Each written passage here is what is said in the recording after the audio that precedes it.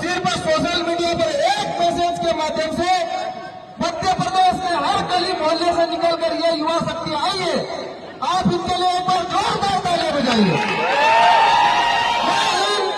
सभी योद्धाओं का मैं तहे दिल से धन्यवाद और आपको नमन करता हूं कि जो बुलडोजर मध्य प्रदेश की भाजपा सरकार ने आदिवासियों के घरों पर चलाए, जो बुलडोजर मध्य प्रदेश के प्रशासन ने आदिवासियों के घरों पर चलाए, और जब बुलडोजर चला रहे थे तो आप देख सकते कि छोटे छोटे बच्चे, मासूम बच्चे, माता बहनें कैसी रो रही थी। लेकिन इस भाजपा सरकार के इस प्रशासन को और इन अधिकारियों को थोड़ी भी तरस नहीं आई मेरे भाइयों।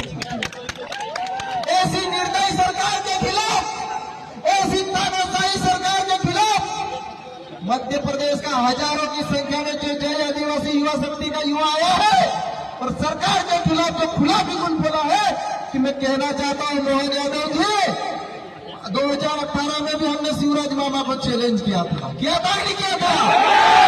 मामा, आदिवासियों से पंगा मत लो। अगर आदिवासियों से पंगा लोगे तो ये सरकार बनाना भी जानते हैं और गद्दी से नीचे उतारना भी जानते हैं आदिवासी।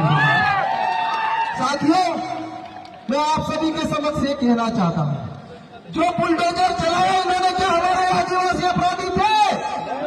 नहीं थे। ये वो आदिवासी थे जिन्होंने खून पसीना बहाकर जमीन तैयार की, उसको सींचा, उसको उपजाऊ बनाया और आज बड़ी मुश्किल से अपना जीवन यापन करने के लिए आज वहां पर खेती कर रहे थे और उनके घरों को बिना नोटिस दिए।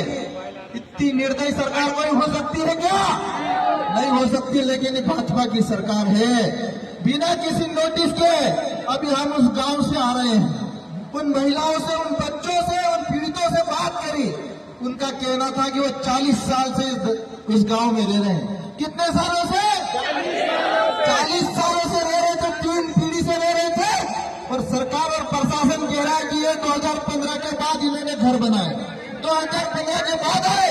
ये झूठी भाजपा की सरकार और झूठी भाजपा के अधिकारी, इनके सबके खिलाफ एट्रोसिटी में एफआईआर दर्ज होना चाहिए, होना चाहिए।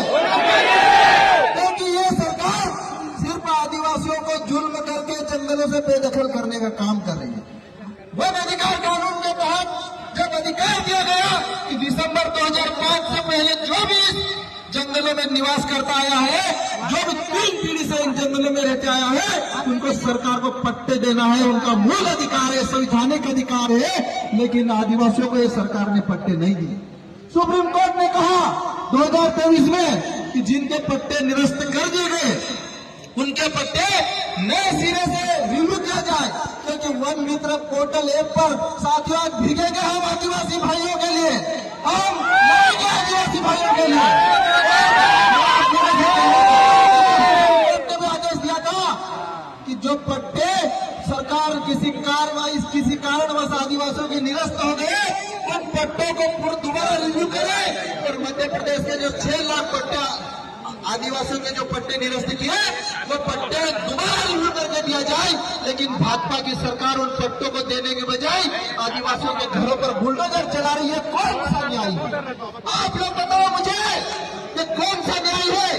दूसरी एक और बात आता हूं, यहाँ के कुछ दोगले नेता जो पिछले दरवाजे से चंदा लेते हैं, दोनों पार्टियों से चंदा लेते हैं और आदिवासियों से किस बात का समझौता करते हैं?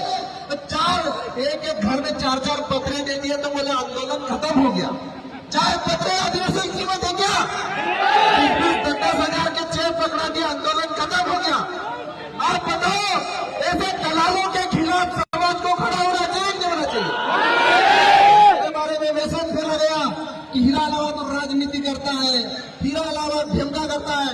मैं आप लोगों को बता देता हूँ, मुझे खातेगांव में कभी जीवन में चुनाव नहीं लड़ना है, मुझे कोई राजनीतिक पार्टी नहीं बनाना है। मैं समाज का बेटा हूं और समाज की लड़ाई लड़ने आप लोगों के बीच आया हूं मेरे भाई। हम सरकार से मांग करते हैं कि हर पीड़ित परिवार को कम से कम 50 लाख रुपए की राशि सरकार हर्जाने के तौर पे दे, क्योंकि सरकार ने गलती करी है। बिना नोटिस के बरसात के मौसम में हमारे आदिवासी भाइयों को घर तोड़े। 50 लाख मिलना चाहिए कि नहीं मिलना चाहिए?